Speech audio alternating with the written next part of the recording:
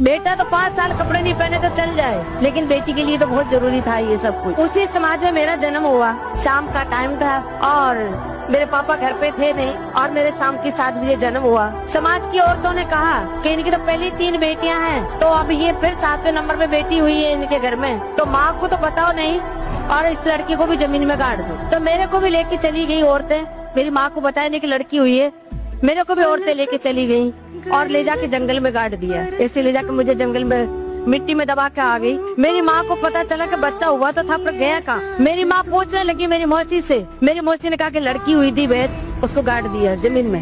मेरी माँ रोने लगी। मैंने 9 महीने मेरे पेट में बच्चा रखा है और वो बेटी को मैं देख भी नहीं सकी और ये औरतें ले जाके मेरी बेटी को गाड़ा है। तो मेरी मदद कर दे बहन, मेरे को बता कहाँ गाड़ा है उसको। मेरी माँ इस विश्वास के साथ कि नहीं मेरी बेटी जिंदा मिलेगी, नहीं मिलेगी तो मैं उसको छू के देख तो लूं कि मैंने जिसको 9 महीने पेट में रखा है।